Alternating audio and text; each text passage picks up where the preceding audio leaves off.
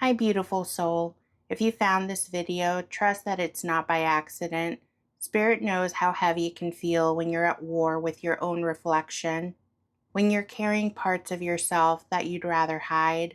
But this is a gentle invitation. It's a reminder, a whisper from your higher self that the parts that you've rejected are still worthy of love. So take a breath, soften your shoulders, and let's see how Spirit guides us back to compassion. The first card received is the Lover's Upright. This card represents choice, union, alignment, and conscious decision making, especially regarding relationships or inner duality. We begin this journey with a mirror. The Lovers isn't just about romantic love, it's about seeing yourself clearly and choosing to embrace what you see. Spirit says true compassion starts with radical acceptance, not just for your progress, but for the moments that you flinched, snapped, sabotaged, or hid. This card invites you to stop seeing those moments as proof that you're unworthy and instead see them as wounds asking for love. The first act of compassion is choosing not to turn away. The next card is the Ten of Cups upright. This card represents emotional fulfillment, harmony, family, joy, and peace after hardship. Spirit shows us the potential, the kind of inner peace that isn't perfect, but real. The Ten of Cups says, healing doesn't mean erasing who you've been. It means including them in the home that you're building inside yourself. The parts that you dislike, they're tired. They acted from fear, survival, or confusion. They don't need exile. They need reassurance. Compassion looks like welcoming every version of you to the table and letting even the meanest ones feel safe again. The next card was the Six of Wands upright.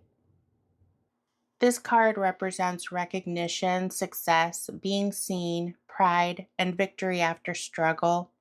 This card is your reminder that you've already overcome so much. The Six of Wands says, you're not the worst thing that you've ever done. Spirit wants you to recognize how far you've come, not just in what you've achieved, but in who you're becoming. One of the deepest acts of compassion is celebrating yourself despite the shame that you carry. Not because you're flawless, but because you chose to rise. Spirit says, honor the victories, even the quiet ones. The next card was the Hermit upright. This card represents solitude, reflection, spiritual wisdom, and going within for clarity. Spirit is calling you inward, not to isolate, but to integrate. The hermit knows that true compassion can be crowdsourced. You have to sit with yourself, feel what's buried, and then offer your inner child, your shadow self, your brokenness, not judgment, but presence. This card says you don't need to fix everything today. You just need to stop abandoning yourself when it gets hard. Sit with the discomfort, let it speak, and listen with love.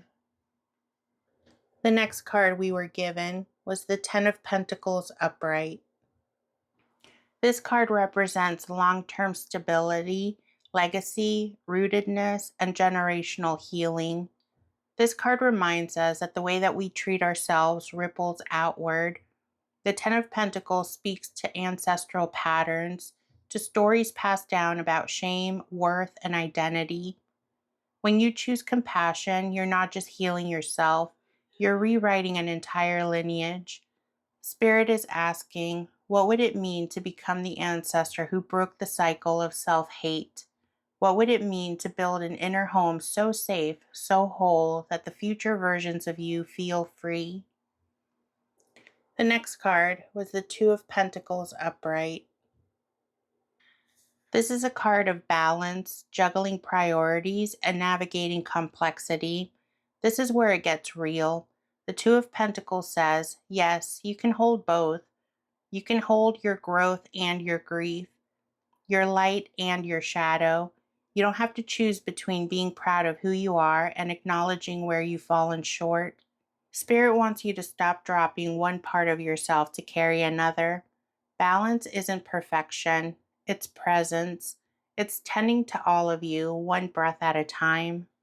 The last card we received was the Five of Swords upright. This is the card for conflict, self-sabotage, and lingering shame or resentment after a win. This is the voice in your head that says, "You'll never change." It's the echo of old fights, harsh words, and the guilt that loops on repeat. The Five of Swords reveals how often we turn on ourselves when we're trying to heal. Spirit is showing you the battlefield and gently asking you to lay down your weapon. The fight in your head, it's not the truth. It's trauma, memory, and fear. And it's time to offer your mind the same grace that you give your heart. This reading is a soft rebellion against self-hatred, a sacred invitation to love the parts you've long kept in the shadows. We begin with the Lovers, asking you to choose you in all your layers. The Ten of Cups and the Six of Wands remind you that your wholeness and your strength.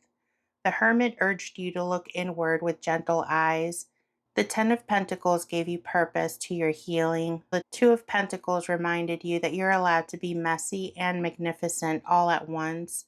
And the Five of Swords ended this session with honesty, revealing where shame still whispers, and asking you if you're ready to meet it with love instead of war. And Spirit's final whisper is this: the parts of you that you hide aren't trying to ruin your life. They're trying to tell you where it hurts. You don't need to punish yourself into becoming better. You're not a problem to be solved. You're a soul learning how to love in a world that taught you to fragment. Spirit is saying, let today be the day that you stop making compassion conditional. Let it be the day you offer yourself the grace that you've given everyone else. You are not behind. You're not broken. You are healing in a language only your spirit understands, and that's holy. Thank you so much for being here with me today. If this message stirred something in you, if it helped you see yourself a little more gently, I would love to hear about it in the comments. I read every single one. And if something's been weighing on your heart and you'd like a personalized message from Spirit, I now offer readings through my Etsy shop. You'll find the link in the description and in the pinned comment below. I am sending you so much love and light. You are doing way better than you think. Keep going, love.